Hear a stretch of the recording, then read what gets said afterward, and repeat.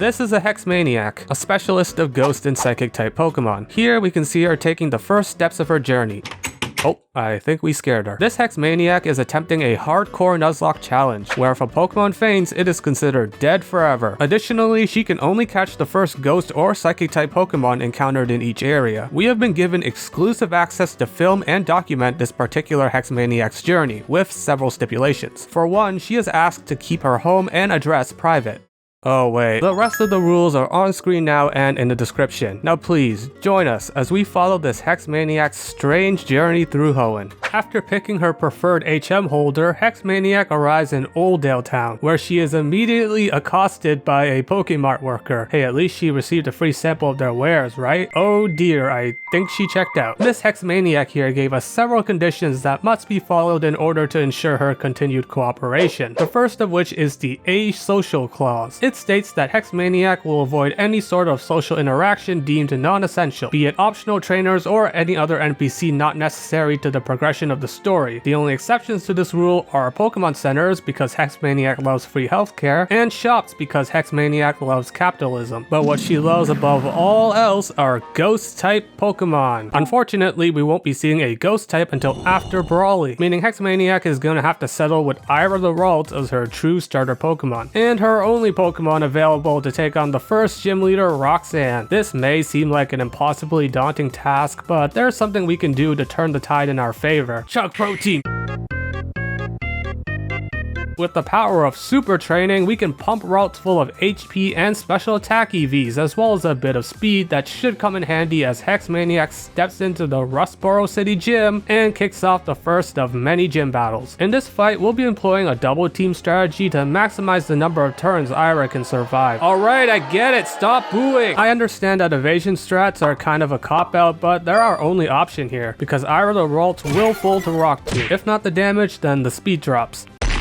Trust me, I know this is not my first attempt at this rodeo. Ira leads off with an evasion boosting double team, while Geodude shows off its sonic impression by curling up into a ball. Ira then fires off the first confusion of the fight, which drops her foe into the red. Unfortunately, Geodude connects with Rock Tomb, not only getting a speed drop, but also high rolling its damage to drop Ira below half. Fortunately, Ira's held Oran Berry ensures her health will stay green for a little while longer. Roxanne attempts to preserve Geodude's life with a potion, but that's just delaying the inevitable as Ira drops her foe back into the red, then puts them into the dirt with her mind. That invites a Nose Pass, who outspeeds and lands a Rock Tomb to bring Ira down to 7 HP. With her back against the wall, Ira musters a particularly powerful Psychic Pulse that inflicts confusion upon Nose Pass. Big Nose does indeed slap itself silly on the following turn, allowing Ira to take her foe into KO range. All we need now is one more Nose Pass self-hit or miss, and Hex Maniac will be able to collect her badge.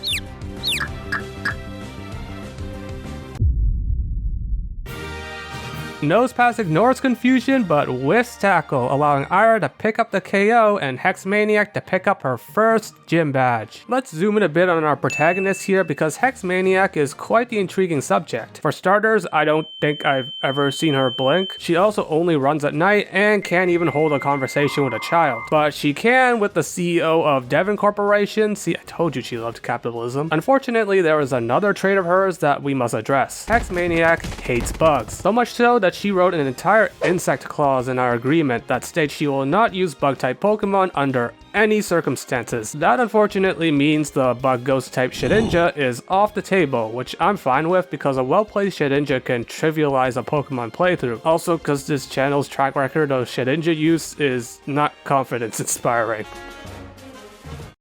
How did that lady see us? Hex Maniac boards Mr. Briney's boat and sets sail for Dewford Town, where she supports the local economy before rinsing Brawly and his entire team in just 2 short turns. That lets us head over to Granite Cave and acquire the Flash TM by talking to this hiker.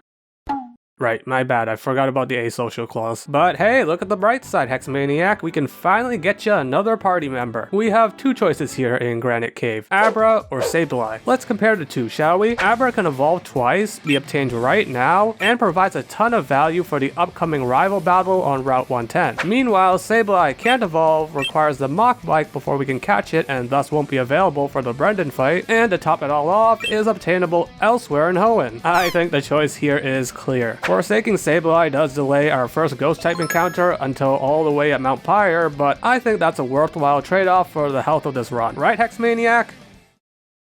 No, don't give me that look. I know you love Ghost Pokemon more than anything in the world, but think about the Nuzlocke challenge. We can't let a short-term need affect the run's long-term health. Just wait until Mount Pyre for a Ghost type, can't you? Please? Sableye isn't even that good. Alright, fine. We'll get you that Sableye.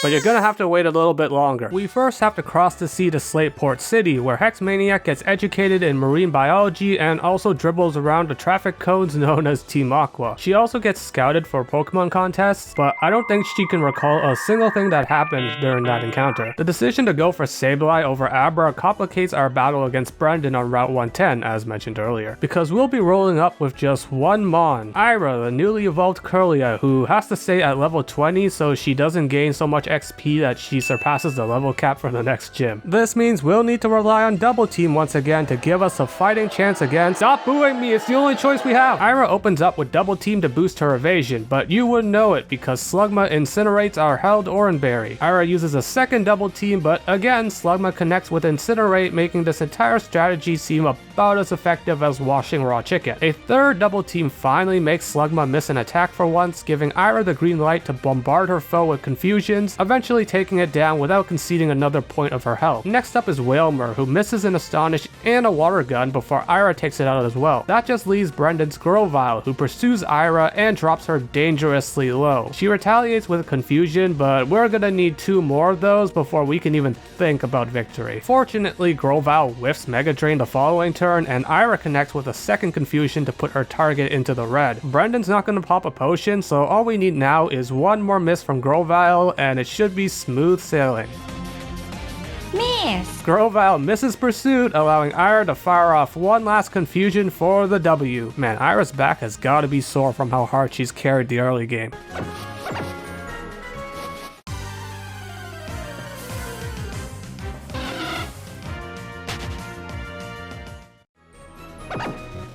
That's just not fair. Hex Maniac arrives at Mauville City and immediately beelines towards the bicycle shop. Just because she's a ghost-obsessed girl doesn't mean she can't pop a sick wheelie. Access to a bicycle also means access to the basement floors of Granite Cave, where we can finally acquire a ghost-type Pokemon for our beloved Hex Maniac. Please welcome Reagan the Sableye to the team. He'll be our only usable ghost-type up until Mount Pyre. Sorry, Hex Maniac.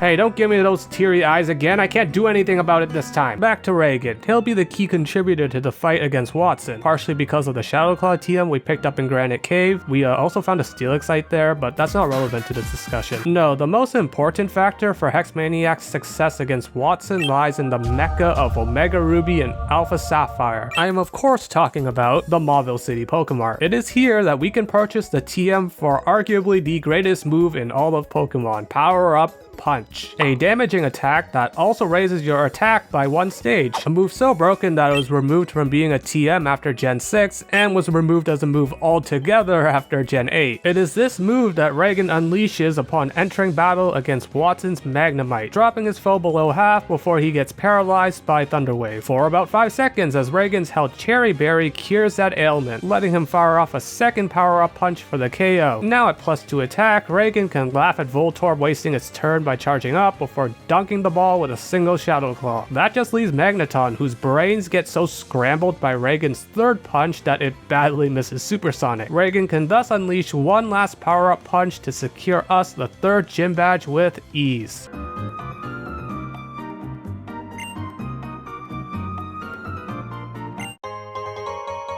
Get nuggeted, idiot. Before Hex Maniac can acquire her 4th gym badge, she's gotta take a detour to Northern Hoenn and Meteor Falls, where she brushes aside Team Aqua admin Shelly in a fairly uneventful double battle before acquiring her 3rd party member, Vamala the Lunatone. Taking down a bunch of eco-terrorists is definitely not what Hex Maniac signed up for when she started this journey, but it's a testament to just how far she's come. She's really made a name for herself in the Hoenn region, huh? Wait, now that I think about it, we've just been calling you Hex Maniac this entire time. What's your actual name? Hey, don't run away, come back! What is wrong with the trainers in this game? Waiting atop Mount Chimney is none other than the leader of Team Aqua, Archie, who's looking to scrap. Isn't this exactly what you signed up for, Hex Maniac? To oppose a group of eco-terrorists? What is a ghost-type Pokemon anyway? Reagan roars into battle and delivers a pup straight to Mightyena. The dog responds with some swagger, but thanks to his held person berry, Reagan is the one who benefits from the interaction. He delivers another pup, knocking out Mightyena and sitting pretty at +4 attack as Sharpedo enters the fray. Reagan goes for Detect, expecting another swagger, but all that blocks is an assurance. Then Sharpedo decides to use swagger on the next turn, rendering our little endeavor completely moot. Thanks to the attack boosts from Power Up Punch and swagger, Reagan now sits at +6 attack, a usually advantageous position if not for the fact that he's currently seeing stars, and if he hits himself, it's gonna hurt. You're gonna be exorcised! But instead, Reagan winds up and delivers a punch that annihilates Sharpedo. Next batter up, Reagan tags out for Vamala, who tanks a wing attack easy peasy before mopping up the remains of Golbat for the eventual dub. You might be a ripped eco-terrorist with immense financial backing, Archie, but you're no match for a ghost that punches really hard and the moon. This unique roster of ours soon expands to include a 4th member as Hex Maniac catches a spoink on Jagged Pass. Do not take this name as an indictment on the character it's based on. It is impossible to nickname a bouncing pig without ruffling some feathers. Hex Maniac soon arrives at the beautiful Lava Ridge town, where she misses out on the Wynaut egg because she refuses to talk to the old lady. Not like we'll need it anyway in our upcoming fight against Flannery. What are you doing up there? Get down!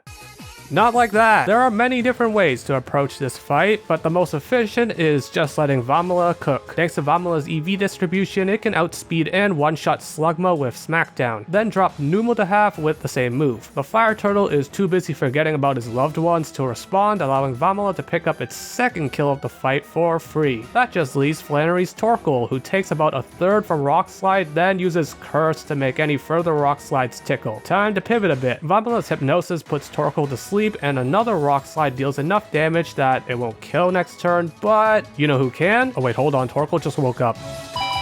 Oh, never mind, it flinched. Anyway, you know who can kill? Seiko the Spoink, who tags in for free on a Torkoal sunny day before hitting it with a decisive Psybeam. That's half of Hoenn's gym badges now nestled snugly in Hex Maniac's pocket. Does her dress even have pockets? And how is she taking a dip in the hot springs like that? And seriously, what the hell is her actual name? She didn't even write it down on the agreement. She just put 27 ghost emojis on the name field. Brendan graciously gifts Hex Maniac a pair of Go Goggles before letting her catch a ride to Petalburg City, proving that he really is just a walking, breathing taxi. But between receiving the goggles and hopping onto Brendan's back like a ride Pokemon, Hex Maniac actually took a short detour to the desert of Route 111 to pick up her 5th party member, Ludris the Baltoy, who will be our last eligible team member up until Mount Pyre. For now though, it's time for Reagan to waste 10 turns trying to knock out a single Delcatty before actually facing the 5th gym leader. I already evolved into Gardevoir before this fight, but she won't be seeing any action because it's once again time for Reagan and his fists to do the talking. Norman leads off with Slacking, and with that, immediately loses the battle, because it means Reagan can alternate between using Power Up Punch every odd numbered turn and clicking Detect every even numbered turn. Slacking eventually goes down after 3 punches. Vigoroth comes in next and uses Encore, which is like adding gasoline to a stovetop fire. In response, Reagan one-shots the funny monkey with another pup. Norman's only got 1 Slacking left, and all it can muster is 30 damage and a terrible animation before Reagan delivers pup number 5 and pup number 6 for the KO. That is now 2 gyms that have been conquered by just having Reagan punch over and over again. Anyway, you know what this team is missing? A Hydrogen Bomb. It's wild that Oras just gifts you a free Mega Latias before you've even acquired 6 gym badges. But hey, it's a Psychic type, which means Latias is indeed eligible for... What's that? You don't want to use Latias? Doesn't meet your aesthetic preferences? Too broken? We're supporting Pokemon Unite. Well, I don't agree with the last part, but I can understand the rest, Hex Maniac. Very well. As part of the new legendary clause, Latias will be unceremoniously dumped like nuclear waste in the 20th century. After all, we have much better psychic types on hand, like Seiko, the newly evolved Rumpig. Hex Maniac once again has to deal with the traffic cones known as Team Aqua at the Weather Institute, but it's no big deal whatsoever. If anything, she was probably thinking about how the Weather Institute's gift shop sells Among Us plushies. Brendan is also back back for another battle, but we've reached the point of the journey where any of Hex Maniac's team members can evaporate the opposition just by looking at them, as Ira demonstrates by one-tapping every member of our rival's team. Everyone stop what you're doing, it's time to pray to the Mecca of Omega Ruby and Alpha Sapphire, the Mauville City Pokemon. Once again, it has blessed us for our continued servitude for the measly price of $10,000 in the form of the Charge Beam TM, which Ira can learn. If you really think about it, Charge Beam is kind of like a less reliable version of Power Up Punch, but it's still reliable enough that Ira storming into Winona's gym with it is like walking in with a loaded gun, ready to shoot down any bird in sight. Swellow gets the first move, but Ira gets the last laugh and a special attack boost that allows her to pick up the one-hit KO on Winona's sturdiless Skarmory, as well as a second special attack boost. From there, Ira can blow up Altaria and Pelipper with her mind and win the 6th gym badge with ease. Earning the Feather badge opens up a ton of new opportunities for our favorite ghost-loving girl failure. First, Hex Maniac can evolve Ludris into Claydol, then she can visit the Safari Zone where a few eligible psychic types await. All Hex Maniac has to do is talk to the receptionist. Who am I kidding? You already know that's not gonna happen. Instead, Hex Maniac will finally be making her way to the spookiest location in Hoenn, Mount Pyre, Hex Maniac's dream destination and home to all manner of paranormal Pokemon. Of all the eligible encounters in this area, we end up getting the Psychic Pummeler Momo, the Meta type. It kinda sucks to come all this way to Mount Pyre only to not catch a ghost type, but Momo here is gonna be an essential contributor from here on out. Anyway, we got our encounter. Let's get out of here, Hex Maniac. Oh no, not again. Listen, we already got our encounter from Mount Pyre. If we catch another Pokemon here, it would be breaking the rules we outlined at the start of the run. You're just gonna have to deal with not getting another ghost type on the team. No, don't get more sad. But then again, I did promise you way back at the start of this challenge that we'd get you some ghost type Pokemon, and right now we're only sitting on one. Not only that, I specifically said it would be at Mount Pyre you'd get more ghosts, so fine, I'll make an exception just this once. We can only catch the first ghost or psychic type Pokemon encountered in each area except for Mount Pyre. You'll be able to catch all the spooky or smart mons you want, but only on Mount Pyre, okay? How's that for you, Hex Maniac? Woo, do the rules even matter anymore? The brand spanking new Mount Pyre Clause means we can add Dimple the Spooky Shuppet and Ritsu the Scary Duskull to our ever-growing bench. Chimeku is also available on Mount Pyre, but that thing has a 5% encounter rate and is more useless than a Parasol in a Hurricane, so we're gonna pretend it doesn't exist. Hex Maniac's extended stay at Mount Pyre yields plenty of valuable finds beyond just the Pokemon, such as the TM for Shadow Ball, as well as 2 of the few Mega Stones we can use, the Banetite and the Metachanmite. Team Aqua successfully steals a submarine with little to no resistance. Please, find my sub for me. Don't worry bro, I got you right here. With that chaos out of the way, Hex Maniac can make her way to Lilyco City, where she once again employs Ira to dispatch Brendan, this time with several shots of a fully loaded Charge Beam. For a capitalism-loving girl like Hex Maniac, the department store is a dream come true. So many cute dolls for sale, so many useful TMs, and even a lottery. Hex Maniac hates gambling. She soon storms Team Aqua's hideout, where some of Oraz's funniest moments await. First, Aqua admin Matt's bedroom, which consists of a punching bag, a flag, a cassette player, a blue carpet, and a singular cushion. No bed in sight. If you posted this bedroom onto the right subreddits, it would go triple platinum. Also hilarious are the quintessential quintuplets showing up with a horde of Poochyena that Reagan uses as punching bags, just as Momo uses Matt's Sharpedo as a high jump kicking bag. Unfortunately, Hex Maniac is too slow to stop Archie from taking the submarine to the seafloor cavern, meaning she's gonna have to find another way to get underwater. How about beating up some kids? Tate and Liza specialize in psychic type Pokemon, meaning the 7th gym is the perfect playground for Hex Maniac to unleash her spooky ghosts. In this case, the ever reliable Reagan and a recently evolved Dimple the Banette. Dimple immediately one-shots Solrock with Shadow Claw, while Reagan nearly KOs Lunatone with Knockoff. Lunatone's psychic rips a big chunk out of Dimple's health, but he remains standing. The gym leader twins attempt to salvage this fight with a hyper potion, but it's already gotten out of their control, as Reagan and Dimple can bury the remains of Lunatone for one of the easiest gym badges earned so far. Steven Stone gives us the HM necessary to head underwater. You know, a dark, quiet expanse tucked away from society and crawling with unknown mysteries and potential peril. So basically, it's right up Hex Maniac's alley. Due to the way the team is currently built, we have to bring along a dive user who won't be eligible to fight, but 5 party members are more than enough, as we can bulldoze through sea Seafloor Caverns Pylon collection before coming to a head against the leader of the traffic cones, Archie. Man, all Hex Maniac wanted to do was catch some ghosts, and now she's caught up in the middle of a world-altering plot by eco-terrorists. This is why you should never leave your house. Archie kicks off this fight by sending out his trusty mighty Eno, while Moomoo kicks off this fight by, well, kicking really hard. See, before she dove underwater, Hex Maniac made a little detour to Route 123 to pick up the wide lens, which Moomoo is currently holding to fix some of her moves' accuracy issues. She doesn't even need her Mega Stone to one-tap Muck, and although Crobat hits hard with acrobatics, Zen Headbutt ensures another one-shot. That just leaves Archie's signature Sharpedo, who Mega Evolves into its ultimate form, only to end up as high jump kick fodder as well. Thanks for playing, Archie. Man, all Hex Maniac wanted to do was catch some ghosts, and now she's been tasked with diving into high-pressure water and saving the world from the wrath of Primal Kyogre. Oh, sorry, Hex Maniac. The suit really fits you. It's up to one asocial girl to stop Primal Kyogre from destroying the world as we know it. Standing face to face with one of the most powerful Pokemon in existence, Hex Maniac tosses out Moomoo the Medicham, who's finally been given the green light to Mega Evolve as well. The stage is set for a jaw-dropping showdown between tremendously powerful threats that is sure to amaze.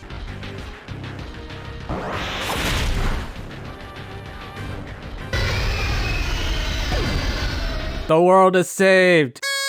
Which means we can upgrade our Pokedex to the National Dex and unlock a ton of new encounters via Dex Nav, 90% of them being from Mount Pyre or the surrounding area, just as Hex Maniac intended. But out of all of these excellent encounters and LGM, the most important one to our final gym battle against Wallace will not be Trevenant because it's too slow, doesn't learn Woodhammer until after the level cap, and has to waste a Heart Scale to learn its only other available grass type move, which is like wasting money on a harpoon to catch anchovies. Terrakill, the newly evolved Jellicent, and Kinta, the newly evolved Bronzong, will see use, but not right now. Actually, none of our new encounters will be contributing to the Wallace fight because we're gonna fall back on Ira and her trusty Charge Beam. The final gym battle begins with Love Disc shooting the softest water pulse known to man, and although Ira barely misses the KO, she still gets a special attack boost from Charge Beam. This allows her to ignore Wallace's Hyper Potion on the following turn and eliminate the heart-shaped disc for good, while also picking up a second boost that trivializes the rest of the fight. Milotic goes down in 2 hits and everyone else gets their brains scrambled as Ira single-handedly earns us the last gym badge. All that remains for Hex Maniac is to conquer the Pokemon League. But just as she is about to leave Victory Road in her wake, she encounters a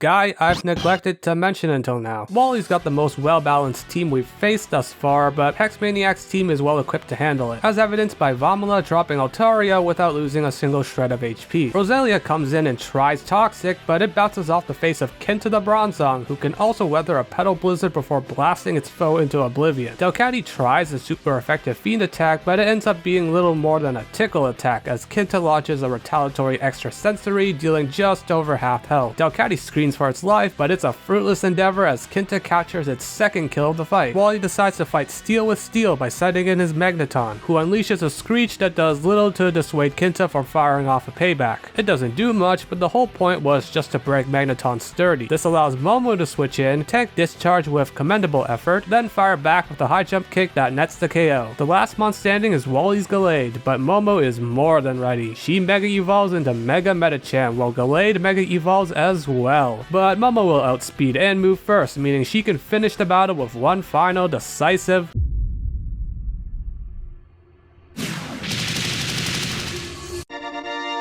Well, that could have ended up disastrous. Fortunately, Moomoo hangs on with enough HP after her blunder to let Ira take the field against her fellow Curlia evolution. Psycho Cut and Slash combine to deal enough damage to trigger Ira's held Citrus Berry, but she has Draining Kiss to nullify all of that. Before long, Ira blows one last kiss towards her foe, finishing off Mega Gallade and winning us the fight. Ever since departing from her home in Little Root Town, Hex Maniac has walked countless miles, scaled many a mountain, visited the place of her dreams, and even did a little bit of world saving along the way. But now it's time for her to accomplish what she set out to do in the first place: challenge and defeat the Pokemon League. Let's take a look at the 6 Pokemon that Hex Maniac will be bringing into this final gauntlet. Ira the Gardevoir has proven her worth to this team time and time again, whether it be through cheesy evasion strats or simply charge beaming everything in her way. Unfortunately, Ira is actually a pretty subpar pick for this particular Elite Four and especially Champion, but it would feel wrong to exclude the undisputed MVP of the early game from her chance to capture ultimate glory, so Ira's tagging along regardless. On a similar note, there's Reagan the Sableye, the undisputed MVP of the mid game. His power and overall stats are definitely lacking by this point, but he's still got some potential use. In an ideal world, Reagan would actually be benched for someone like Miss Magius, but getting a Duskstone in Orask involves jumping through 10 flaming hoops. So yeah, I'd rather just stick with the Prince of Power-Up Punch instead. Moomoo the Metachamp, meanwhile, is a walking nuclear warhead capable of leveling anyone or anything in her path, and that's not even factoring in her potential Mega Evolution. The only drawbacks she has are her signature moves having less than perfect accuracy and the fact that she folds if you say the name Ken within proximity of her. Oh, dang it. Anyone with working eyes can see that this team is lacking in bulk so far, so Kinta the Bronzong is gonna make up for that by having all the bulk on both sides of the attacking spectrum. In theory, Kinta has a fantastic matchup against Glacia and can wall many of Drake and Steven's Pokemon. In practice, Kinta is so slow that we'll only call upon the Bell in dire situations. Teraki the Jellicent has spent most of this run ferrying us across the ocean, and even then, he's only been doing it since Zootopolis. But don't be fooled, Water Ghost is an excellent typing for this Elite Four and champion, so expect Teraki and his magnificent hair to show up a few times. And for our final team member, we have Tomei the Frostlass.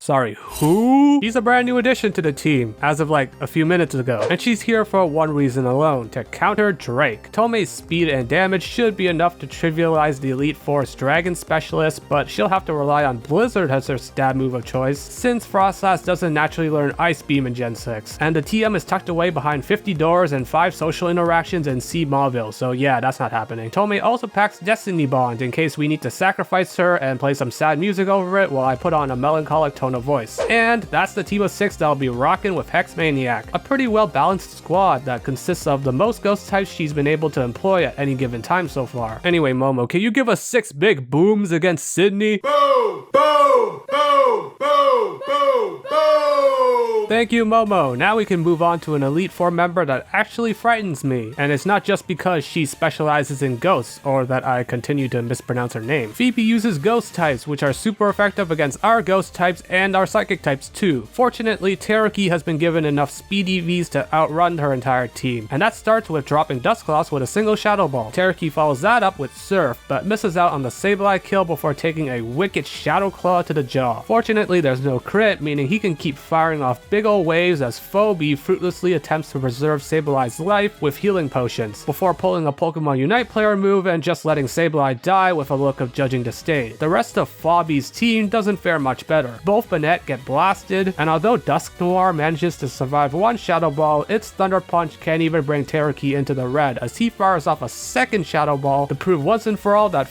Ebb ain't the best ghost type trainer in Hoenn. Our Hex Maniac is, even if only like half her team consists of ghost types. You know who else employs half a team of ghost types? The Ice type Elite Four member Glacia, for some reason. Not like it matters to Momo, who has once again equipped her iconic wide lens to ensure no Ice type leaves this battlefield in one piece. Glalie number 1, drop kicked. Frostlass number 1, outsped and obliterated. Walrein, fat. Frostlass number 2, deader than dead. That just leaves Glalie number 2, the last victim of yet another Momo sweep. Never mind then, we're gonna call a timeout and bring in someone else off the bench. That being Ira, who subs in for free on Hail. She then predicts Glalie's Protect by Calm Minding and proceeds to dunk all over her foe to make that 3 Elite Four members down. Unfortunately for the 4th and final member, Drake, we're throwing the entire book at him, or in this case, a tome. As our Frostlass manages to set up Hail and survive a hit, before sending 4 straight blizzards into Drake's poor, helpless dragons. Ira tags in at the end to clean up Kingdra in a fight so lopsided that it's almost as embarrassing as getting your defamation lawsuit dismissed. Which means there's only one last obstacle standing between Hex Maniac and the title of champion. The reigning champion of Hoenn himself, Steven Stone. A timid, ghost-loving girl from a small town is about to etch her name into the history books. But it's up to her whether that will be as a loser or as a winner. Steven's lead Skarmory packs Spikes to punish switch-ins, Toxic to dissuade stalling, and Sturdy to ensure it doesn't go down in a single hit. Man, what an annoying Pokemon. That is why Hex Maniac leads off with Reagan, who has ditched his signature punch for a fiery Will-O-Wisp. Fortunately, the less than accurate status move actually connects, burning Skarmory just as it retaliates with Toxic. The burn's use is twofold. It allows Moomoo to switch into a much softer Steel Wing than usual, and it breaks Sturdy, allowing Moomoo to Mega Evolve and drop the Steel Bird with a single high jump kick. That brings in Aggron, who also has Sturdy, but that's an advantage in this instance because it lets Moomoo use Power Up Punch to build an attack boost. She can survive an Iron Tail easy peasy, and as Steven pops a full restore, Moomoo follows up with another pup to collect a second attack boost. Moomoo then finishes off her foe with a third pup that basically ends the fight right then and there. Claydol falls to a single Ice Punch, Credilli to pup number 4 of the fight, and Armaldo to pup number 5. All that remains is Steven's Mega Metagross, but even a beast as fearsome as that 4-armed freak is no match for the sheer unrelenting power of Moomoo kicking really hard. She plants her foot directly into Metagross's cranium, scoring the final KO needed for Hex Maniac to be crowned the new champion of the Hoenn region. Thank you for tuning in to our special coverage of one Hex Maniac's journey to the top. Special thanks to the channel members, the sponsors of this program, for helping fund this special Hex Maniac coverage. It's been an honor to follow her from humble beginnings to the almighty champion of Hoenn. We've been informed that Hex Maniac plans to use her newfound status and wealth to open up a brand new sanctuary for Ghost and Psychic type Pokemon, tentatively titled Mount Pyre 2. But for now, she's gonna go home and get some much deserved rest. However, before that, there's something I'm sure everyone watching has been wondering, Hex Maniac. It's something I've been wondering personally as well. We've followed you from sea to sky, from newbie to champion and everything in between, but not once have you actually spoken a word at all. So if you wouldn't mind, could you give the audience some closing words? And perhaps maybe tell us what your actual name is, Hex Maniac?